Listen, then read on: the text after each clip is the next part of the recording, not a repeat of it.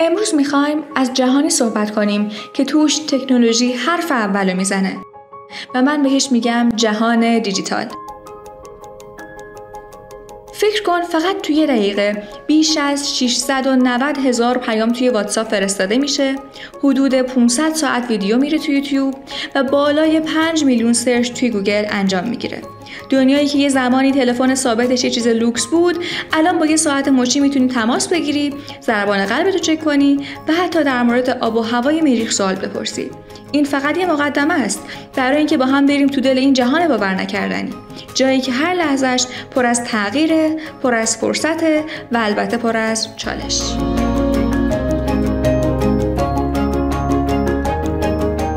جهان دیجیتال. سلام، من دینا درگاهی هستم و به اپیزود دیگه از دیناورس خیلی خوش اومدین. امروز قرار درباره دنیای کسب و کار و کاربردهای هوش مصنوعی توی این دنیا صحبت بکنیم و همونطور که میدونید کلا هوش مصنوعی داره ورود پیدا میکنه به جهان کسب و کار و همه چیز رو تغییر میده، از طریق رفتار مشتری تا بخش‌های دیگه و کارهای دیگه که میتونه برامون انجام بده. و به خاطر همین موضوع ما جناب آقای دکتر اصغر عطایی عزیز رو دعوت کردیم به برنامه دیناورس تا درباره این موضوع باشون صحبت بکنیم. سلام جناب دکتر، خیلی خوش اومدید به برنامه ما. بعد بنده عرض سلام و ادب دارم خدمت شما و تمام بینندگان و حالا شنوندگانی که از این برنامه بهره مند میشن. عرض کنم خدمتتون که من معرفی داشته باشم از خودم. ابتدا به ساکن بنده اصغر عطایی هستم، فعال هستم در حوزه تحلیلگری کسب و کار و مدرس دانشگاه. در عرصه کسب و کار حالا تالیفاتی داشتم و ترجمه‌ای انجام دادم و میدونم که شما هم خودتون خیلی فعال هستید در عرصه هوش مصنوعی و بحث رباتیک و خودتون فعال هستید در این عرصه. برای بنده افتخاری است که خدمت شما باشم و بتونم کمک کوچیکی کنم در پیشبرد مباحث علمی در این خصوص، بتونیم کمکی کنیم به همه عزیزانی که علاقه‌مند هستن به مباحث مرتبط با هوش مصنوعی. خیلی هم عالی آقای دکتر، خیلی ممنونم ازتون که تشریف آوردین. سوالی که من داشتم ازتون این بودش که کاربرد هوش مصنوعی و در اصل جایگاه هوش مصنوعی الان در دنیای کسب و کار چی هستش؟ ببینید اگه بخوام به این سوال پاسخ بدم، علاقه‌مند هستم که اشاره داشته باشم به تحولات اساسی که در این عرصه اتفاق افتاده. بیایید این نگاه داشته باشیم به سیر تحول تاریخی پیشرفت تکنولوژی و علم. اولین چیزی که میتونم بهش اشاره کنم در سال 1760 تقریبا در اون دهه بود که ما چیزی به نام انقلاب صنعتی اول رو داشتیم. اون زمان وقتی که ماشین بخار اختراع شد، کشف شد، یک انقلابی ایجاد شد، یک ریولوشن ایجاد شد. شما میدونید فرق ریولوشن و اِوولوشن یعنی انقلاب و تحول و تکامل. ما اینجا واقعا یک انقلاب رو داشتیم، یک تحول رو داشتیم. مفهومی به نام کارخانه به وجود اومد، فکتوری به وجود اومد و میزان تولید کاملا افزایش پیدا کرد. به خاطر همین بهش میگن یک ریولوشن. تقریبا یک قرن بعدش، یعنی در سال 1870 در اون زمان اتفاق دوم افتاد و اون پیدایش برق بود و در واقع اختراع برق و بحث الکتریسیته بود. وقتی این اتفاق افتاد ما با مفهومی به نام تولید انبوه مواجه شدیم و اونجا هم دوباره یک انقلاب اتفاق افتاد، یک تحول خیلی بزرگ در عرصه تولید و در عرصه در واقع تحول و ثروت آفرینی برای جوامع. زندگی مردم خیلی تغییر کرد بعد از اینکه برق اومد.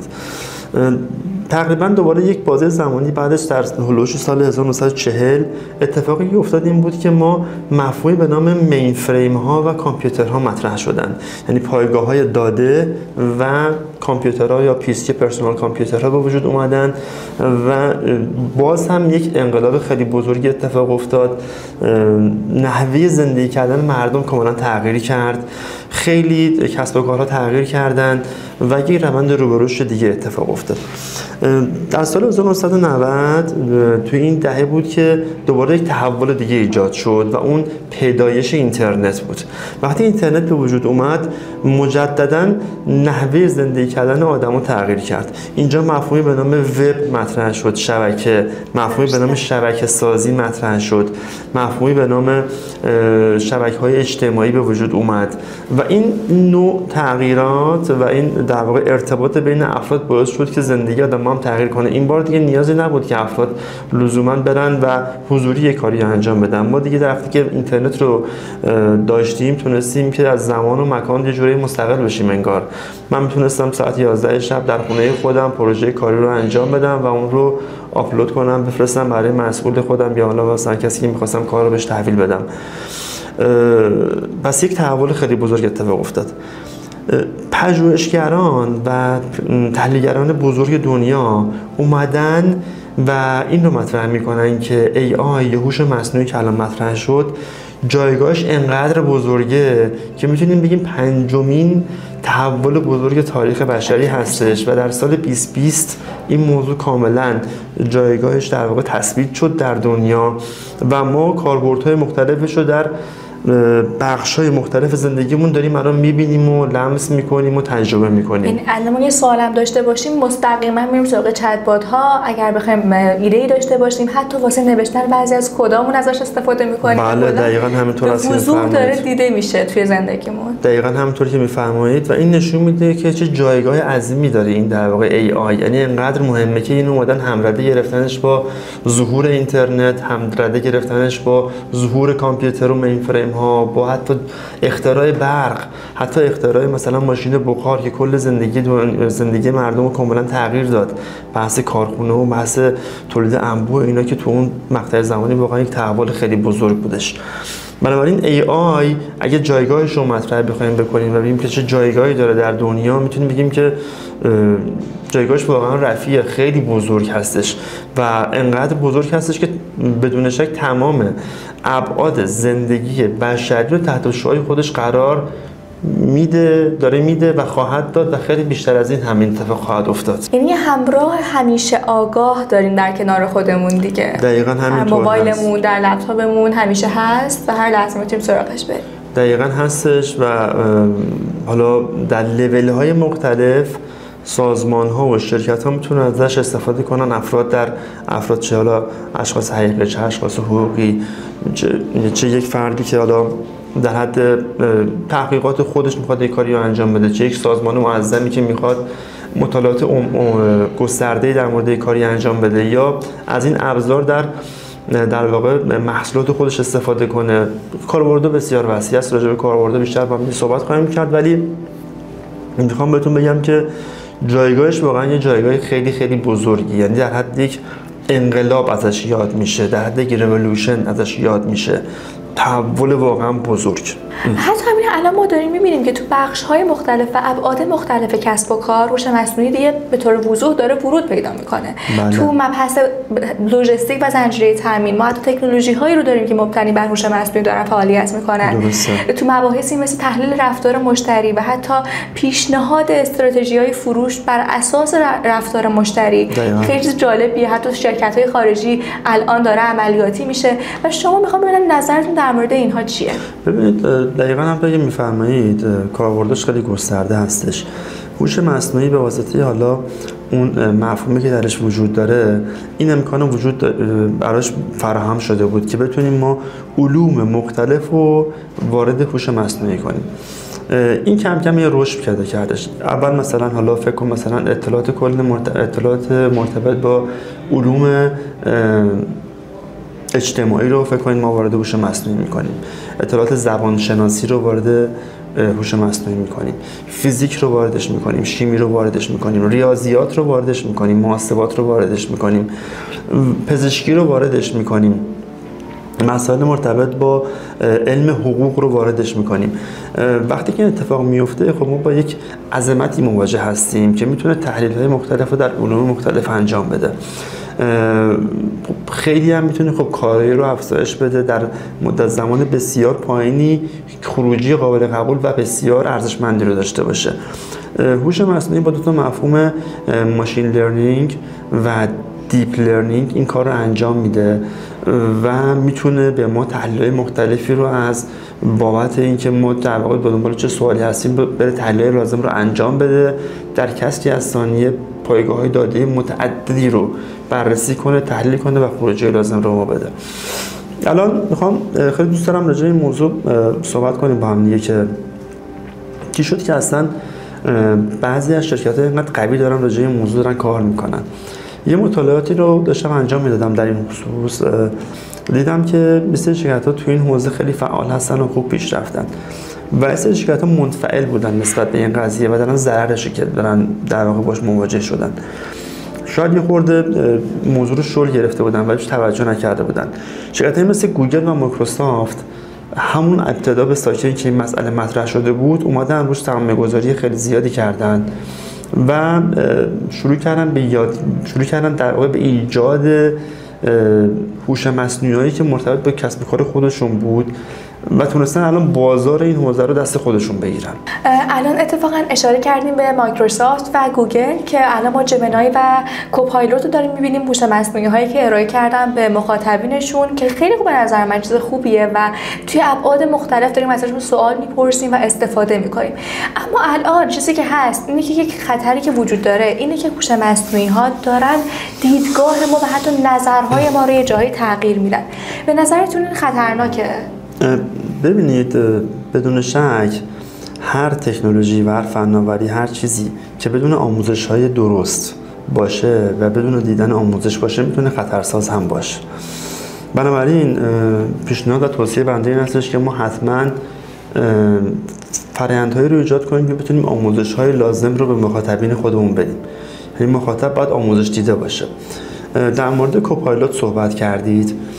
اتفاقا راجع به کوپایلوت یه سری من خودم مطالعه می‌کردم و خب توی لپتاپم خودش اومده بود، قرار گرفته بود و حالا خودش آپدیت شده بود لپتاپ و این کوپایلوت رو آورده بود بالا.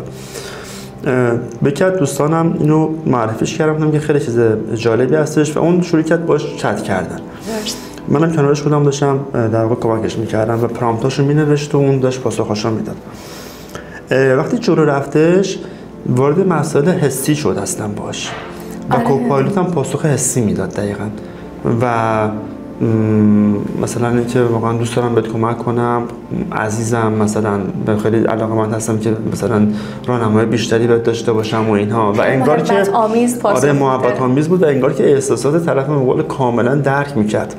ما یه سوال هوشمندانه پرسیدیم ازش اونجا، بهش گفتم که تو چطور میتونی شرایط من رو درک کنی و پاسخ منو بدی؟ لطفاً بهم بگو که الگوریتم کاری چجوریه. اینو سوال منو جواب بده حالا.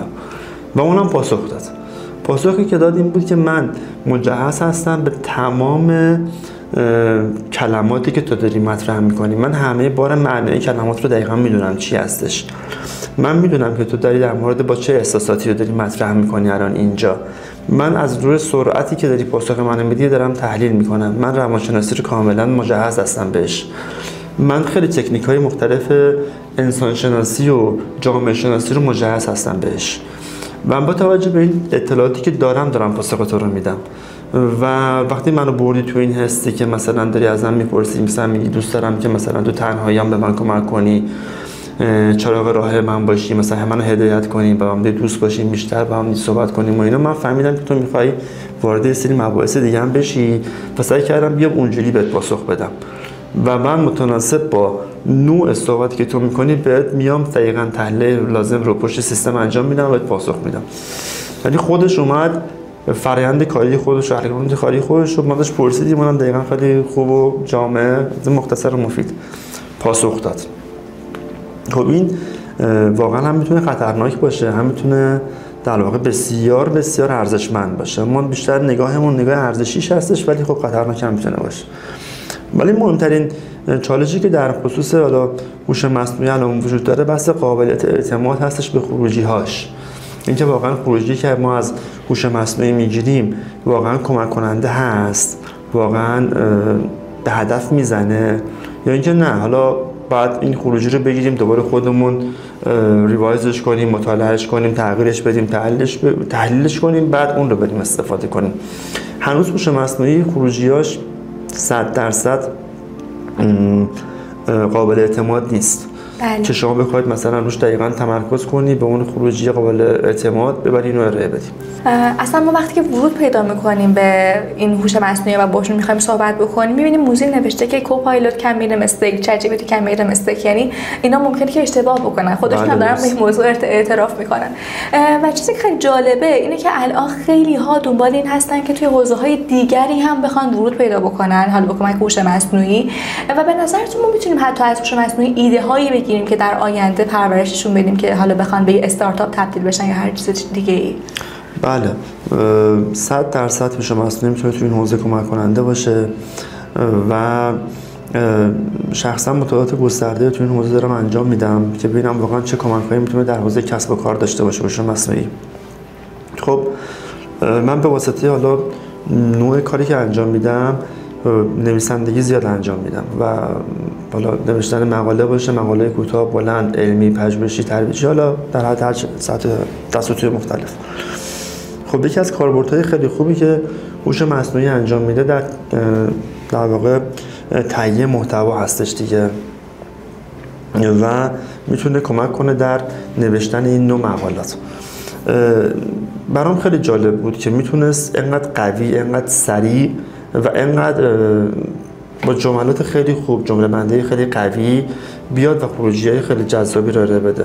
من تقریبا حالا تو این حوزه خب تجربه بالایی دارم، 20 سالی هست که دارم کار نویسندگی رو انجام میدم، هم کتاب هم حالا انواع مقاله اینا نوشتن و برام نوشتن تقریبا ساده است، ولی میدونم که نویسندگی کار سختیه، چون یه نویسنده باید راجع به چیزی که میخواد بنویسه حتما چند تا کتاب خونده باشه، چند تا مقاله خونده باشه، هر چقدر بیشتر خونده باشه بهتر میتونه بنویسه.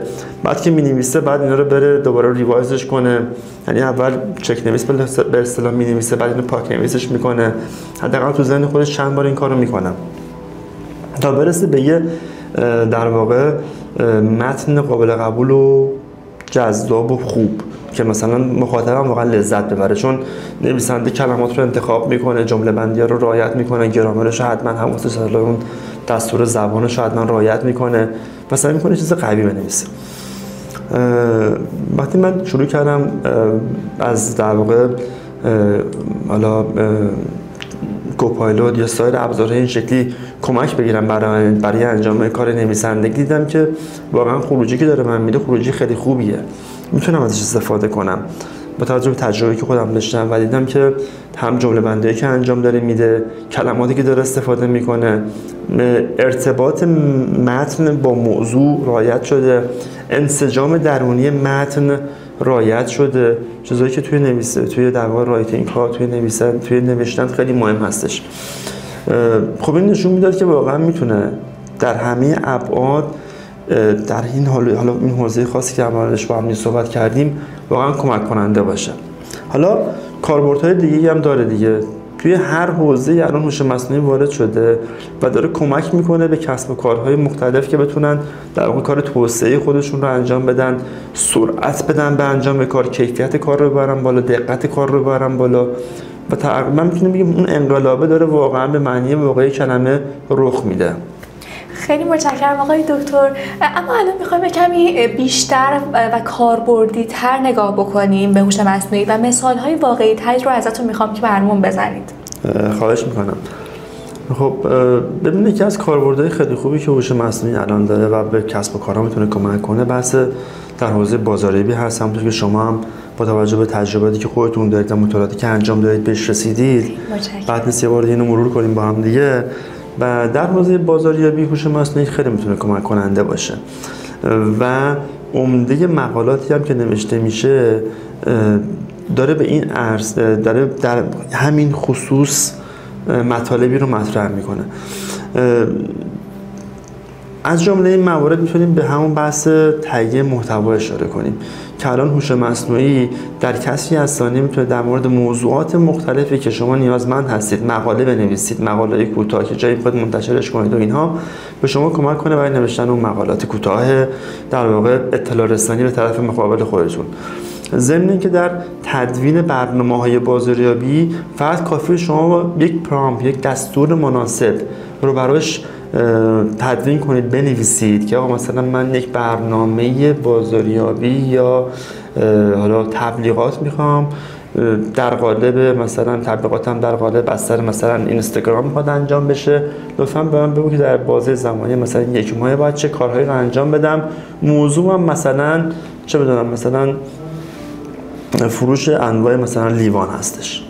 خب این موضوع تام باشه، هر چقدر پرامپت دقیق‌تر و بهتر نوشته بشه همونقدر خروجی بهتره. خروجی خیلی جذابی که میتونه بده هوش مصنوعی هستش که در قالب یک جدول کاملا به صورت زمانبندی شده که در کدوم روز شما چه کار رو صبح انجام بده، چه کاری بعد از ظهر بده، حتی میتونه ایده هاش هم خودش براتون جنریت کنه، تولید کنه، اونجا قرار بده شما اون خروجی داشته باشی و استفاده کنی. چیزی که اگه خودت بخوای بنویسی این رو، شما خودمون قبلا نوشتیم این رو، شما احتمالاً روش کار کردید، قبلا تجربه دارید، خب واقعا ساعت ها زمان میبره نوشتنش. پیدا کردن ایده واقعا کار ساده ای نیست که شما بخوای فکر کنی که حالا چه ایده هایی رو داشته باشم اینجا که مثلا بتونم مخاطب خودم رو جذب کنم. ولی خب هوش مصنوعی این کار رو در زیر 1 دقیقه، چندین ثانیه انجام میده و در قالب یک جدول بساط در 1 ماه کامل، حالا حتی بیشتر هم شما بخوای میتونید ازش بخوای انجام میده. براتون این کار رو انجام میده. صبح ظهر چه ریلزهایی رو درست کنید، چه پست هایی رو درست کنید، چه ایده هایی رو داشته باشید. خب این خیلی تسریع میکنه کار رو و باعث میشه که شما به یک سرعت زیادی داشته باشید در انجام کارهای خودتون و برید وارد فاز بعدی بشید دیگه. درسته. بله. ولی کاربردهای دیگه که میتونیم داشته باشیم اینه که مثلا همین هوش مصنوعی در مقاله رو صحبت کردیم، مقاله کوتاه رو، ولی خب تو نوشتن مقالات علمی خیلی کمک کننده اصلا هوش مصنوعی. توی قسمت تهیه مثلا ادبیات پژوهش یا ما لازم هستش که بریم بررسی کنیم که چه تحقیقاتی در این موضوع قبلا انجام شده، کافیه فقط باز هم یک دستور مناسب رو به هوش مصنوعی بدیم تا هوش مصنوعی بره و کلا این بحث ادبیات پژوهش رو کاملا انجام بده و یک خروجی جذاب با ریفرنس‌هاش رو به ما بده. چیزی که حالا کسایی که انجام دادن میدونن اگه بخوای خودت انجام بده این کار رو حداقل 2 ماه زمان میبره.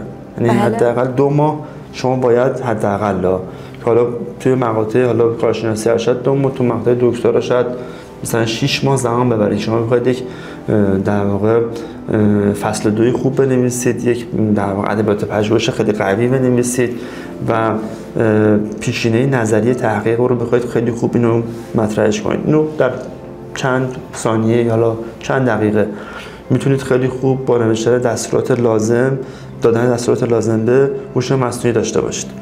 و در سایر قسمت‌ها میشه ازش استفاده کرد و مقالات علمی خیلی خوبی نوشته. پژوهشی انجام شده بود در همین خصوص، مقالاتی رو با کمک صرفاً هوش مصنوعی نوشته بودن.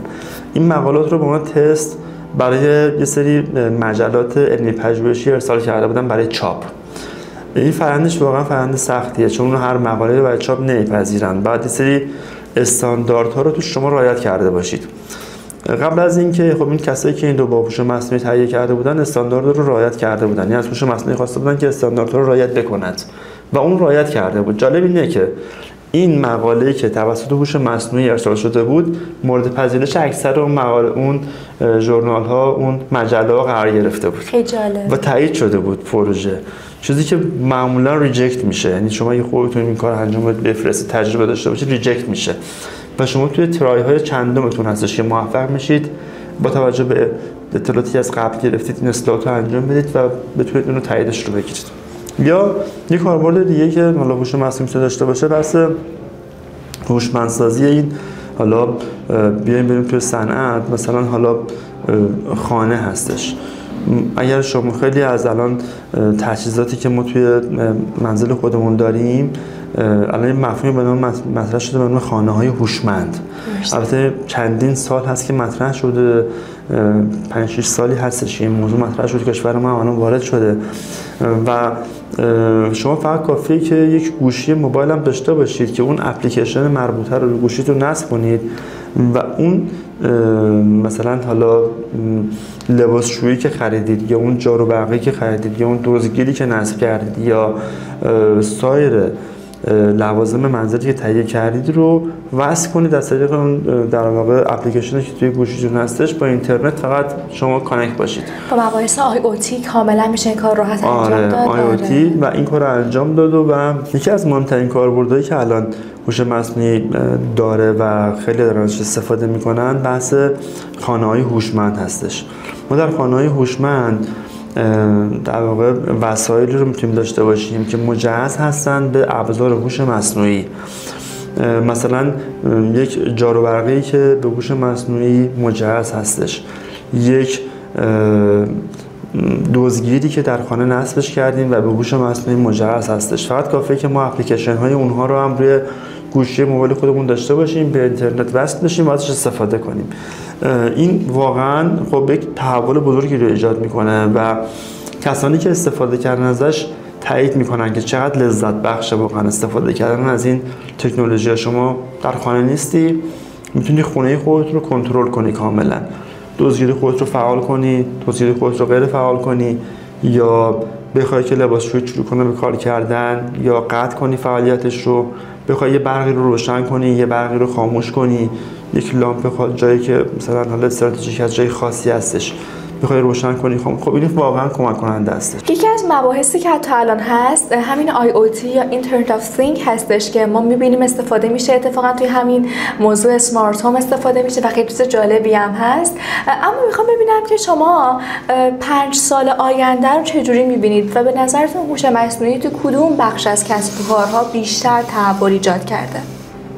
بدون شک چشمانداز 5 سال دیگه خیلی قوی تر هستش نسبت به امروز و در بخش های مختلف زندگی ما هوش مصنوعی تاثیر بیشتری رو داره میذاره.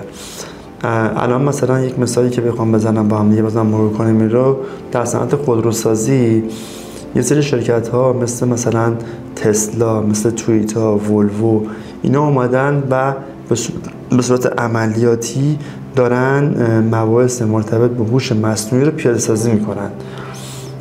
به صورت خودروهاشون حرکت میکنه، اجسام رو کاملا شناسایی میکنه، تشخیص میده، تصادف نمیکنه با اجسام.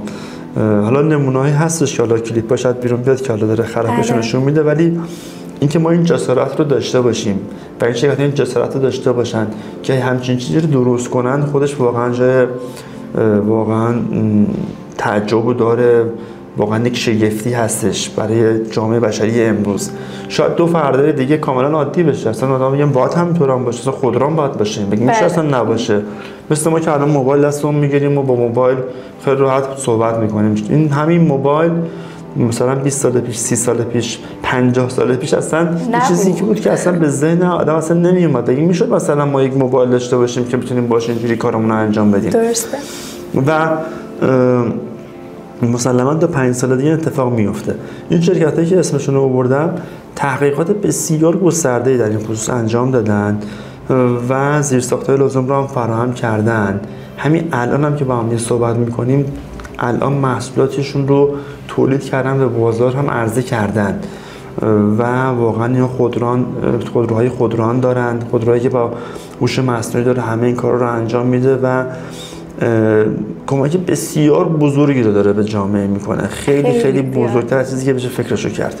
فکر می‌کنم حالا چون من خودم هم توی حوزه شبیه سازی خودروهای فعالیت کردم، خیلی مبحث جالبیه و فوق‌العاده پیچیدگی داره، اما برام خیلی جذابه که در آینده واقعا فراتر از این چجوری میخواد باشه. حالا ما واسه همون شبیه سازیش از پردازش تصویر استفاده میکنیم، بعضا جای مختلف واسه تشخیص اشیا از هوش مصنوعی استفاده میشه و واقعا فراتر از این یه چیز خیلی عجیب و الان ذهن ما خطور نمیکنه، اما هم به قول خودتون در آینده برام خیلی عادی میشه که باید هم باشه. دقیقاً همینطوره و این بحث هوش مصنوعی الان خب کاربردهای بسیار گسترده‌ای رو در تمام علوم داشته. ما داریم یکی در مورد اینو صحبت میکنیم. در حوزه پزشکی هم همینطور هست. ما الان در حوزه پزشکی تجهیزاتی رو داریم که به عنوان دستیار پزشک داره مطرح میشه و کاری که انجام میده این هستش که واقعا یه بخش عمده‌ای از فعالیتایی که یک دستیار باید انجام بده رو این هوش مصنوعی داره انجام میده. اون حالا در قالب یک ربات میتونه باشه، در قالب یک حالا پردازشگری میتونه باشه که مشخصات بیمار رو خیلی خوب میتونه در واقع دریافت کنه، آنالیز کنه و خروجی خیلی جذاب و ساده‌ای رو قابل فهم و به مخاطب خودش ارائه بده. قبلا وقتی شما می‌خواستی یک تحلیل رو انجام بدی و یک کار علمی رو انجام بدی، باید 10 تا محقق یا مثلا دانشمند در اون حوزه رو استخدام می‌کردی. اینا می‌اومدن مثلا یک تحلیل رو روی یک آدم خاص، یک شرایط خاص انجام میدادن، بعد خروجی‌هاشون رو در قالب یه سری متون علمی که واقعا خوندنش هم نیازمند این بود که شما خودت هم دانشمند باشی که بتونی اون رو بفهمی. درسته. خب اینجوری بود قبلا. برای مثال الان وقتی مثلا میخوایم ما بیایم ببینیم که یه نفر که داره صحبت میکنه چه شرایطی رو داره و مشخصات رفتاریش، حال و احوالش چگونه هستش، همونطور که عرض کردم خدمتتون قبلا 3-4 نفر میشستن، 4-5 تا مثلا محقق اینو نگاه میکردن، از ابعاد مختلف آنالیزش میکردن. یکی تون صداشو تحلیل میکرد، یکی حالت صورتشو تحلیل میکرد، یکی شرایط فیزیکیشو تحلیل میکرد و بعد این خروجیاشون رو میدادن به عنوان تحلیلگر و حالا بعد اون آنالیز میشد و یه فرآیند طولانی هم بود دیگه تا اینو تجزیه بشه، جمع‌بندی بشه و ارائه بشه. مثلا شاید مثلا چون یه هفته 2 هفته هم طول میکشید. اما الان با ابزار هوش مصنوعی در لحظه اطلاعات اون فرد رو ما میدیم به یه چیزی به نام هوش مصنوعی، یک نرم افزاری که در قالب هوش مصنوعی هستند.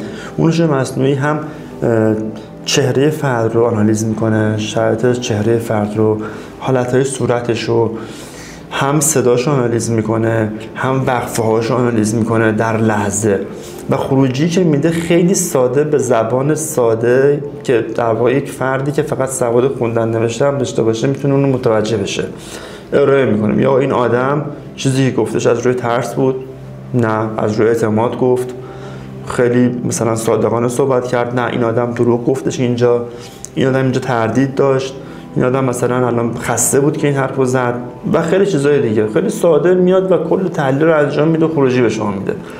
خب این خیلی کمک کننده هستش دیگه. شما تحلیل ها رو در واقع در کسری از ثانیه اینجا دارید و دیگه نیازی نیست که بخواید حالا مثلا یک تیم متخصص بذارید که این کار رو انجام بده. در واقع کاری که تو هوش مصنوعی انجام شده این هستش که اطلاعات اون تیم متخصص گرفته شده، ازشون داده شده به کامپیوتر، به مینفریم ها پایگاهی داده. این مینفریم ها پایگاهی داده تبدیل شدن به نرم افزارهایی که این داده ها رو میتونن بخونن. یعنی مغز انسان رفته توی این پایگاه داده هاش، نرم افزارها میرن اونها رو میگیرن، تحلیل میکنن، آنالیزشون میکنن و متناسب با سوالی که مطرح شده خروجی که میخواد رو بهش ارائه میکنن. خیلی عالیه. آره و خیلی خوب قوی میشن دیگه. این اصلا نمیشه باشون دیگه مواجه شد. ببین مثلا من زبان انگلیسی بلدم، اون کل زبان انگلیسی رو بلده، هم آکسفورد توشه، هم لاینگمن توشه، هم حالا دیکشنری کمبریج داخلشه و خیلی چیزایی دیگه. بعد همین واسه زبان فرانسوی توشه، همین واسه سایر زبان‌های زنده دنیا توش هست. درسته. حالا میاد حقوق، کل مباحث حقوق داخلش میاد. تو حوزه روانشناسی کل علوم روانشناسی داخلش میاد. تو حوزه مثلا چه بدونم صنعت، کل مباحث صنعت داخلشه، کشاورزی داخلشه. خب نمیشه واقعا با این دیگه مقابله کرد به راحتی. میگن هوش مصنوعی ها 3 دسته هستن، یا ضعیفتر از مغز انسان هستن و تحلیلگری انسان هستن، یا برابر هستن با قدرت تحلیلگری و مغز انسان، یا قوی تر هستند. ما الان با اونایی داریم کار میکنیم که از ما ضعیفتر هستن. خب و میتونیم اونا رو مدیریت کنیم، راهبری کنیم، کنترلشون کنیم. ولی همین الان که ما با هم دیگه صحبت میکنیم، نه تنها برابر ما هم ایجاد شده، بلکه قوی‌تر از ما هم ایجاد شده. فقط الان فعال نیستن اونها. و کنترل این هوش مصنوعی یه چالش خیلی خیلی بزرگه که یکی از بزرگترین ترس هایی که وجود داره، دغدغه هایی که تو جامعه بشری وجود داره اینه که آیا واقعا روزی میرسه که این هوش مصنوعی بخواد انسان رو کنترل کنه، چون از ما خیلی باهوش‌تره، قوی‌تره. ببین اون به همه این پایگاه داده دسترسی داره. درسته. اون در لحظه آنالیز میکنه، اون در لحظه تصمیمش رو میگیره. تا شما بخوای فکر کنی، تکون بخوری، حرکت بکنی، اون کار خودشو کرده. حالا مثل فیلم هم تو این حوزه اومده بیرون که نشون میده چقدر هوش مصنوعی قوی‌تر هستش و میتونه چه کارهای بزرگی رو انجام بده.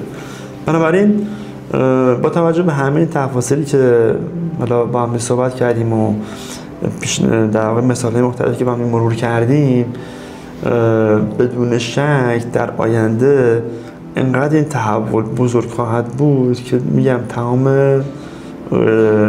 قسمت‌های زندگی ما رو تحت تاثیر خودش قرار خواهد داد. بر اساس چیزی که گفتین اینجا سوال پیش میاد که این بحثی که میگن هوش مصنوعی شغل‌ها رو از بین میبره درسته یا غلطه از دید شما؟ این سوال خوبی است اتفاقا که مطرح شده. بررسی که خودم کردم این شکلی بوده که ببینید لزوما شغل از بین نمیبره، یعنی قطعی نمیشه اینو گفت، ولی نحوه انجام کار رو تغییر میده و حتی یه به وجود میاره شغل‌هایی رو. آره، فرآیند رو ولی تغییر میده. ببین شما قبلا باید مثلا می‌خواستی یه متن رو بنویسی، عرض کردم خدمتتون، باید کلی مطالعه می‌کردی، کلی بحث وقت می‌ذاشتی، کلی تحلیل می‌کردی، کتاب، مقاله تا یه چیز بنویسی. اون دوباره همون باید بنویسی، یعنی باید این بار فقط کافیه بگی چی می‌خوای و اون به شما این خروجی رو بده. مسلما کیفیت خروجی که یک نویسنده می‌نویسه الان امروز روز بهتر از خروجی یک هوش مصنوعی هستش، ولی چه بسا در آینده اون هوش مصنوعی بهتر هم بنویسه. مثلا الان میتونیم از نویسنده برای این استفاده بکنیم که یه جای اشتباهات هوش مصنوعی رو بیاد تصحیح بکنه و تغییر بده و حالا دیدگاه انسانی رو بیاد غالب بکنه برش، مثلا یه شغل جدیدی که میتونه باشه. دقیقاً این الان هست، یعنی به این فقط این فرآینده ولی تسریع شد. درسته. یعنی من مثلا بعد کلی وقت می‌ذاشتم تا بتونم مثلا یک متن رو بنویسم، الان از هوش مصنوعی می‌خوام که کمکی بهم بکنه، متن رو می‌نویسه بهم میده، منم همه چیزای فکری خب تو ذهنم هستش، من نویسنده میام دو تا رو با هم تطابق میدم، اون رو اصلاحش میکنم، متن رو قوی‌ترش میکنم و خروجیمو میدم. قبلا بعد تو یه هفته مینوشتم، الان توی مثلا 3 ساعت 2 ساعت مینویسم. خب خیلی فرق داره دیگه. تو پزشکی هم همینه، اون دستیار پزشکی هم همین کارو میکنه، تو خودرو هم همینه، توی خیلی حالا حوزه کاری دیگه هم همینه.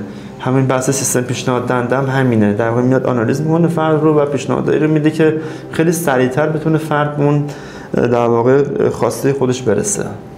خیلی عالی، خیلی متشکرم ازتون آقای دکتر که این اپیزود همراه ما بودین. خیلی ممنونم از مخاطبین عزیز دیناورس که این اپیزود رو هم تماشا کردین. اگر سوالی هست توی کامنت ها برامون بنویسین، نظرات خودتون رو بدین، سابسکرایب بکنین و لطفاً لایک رو هم بزنید. خیلی ازتون ممنونم. تا اپیزود دیگه، خدا نگهدار.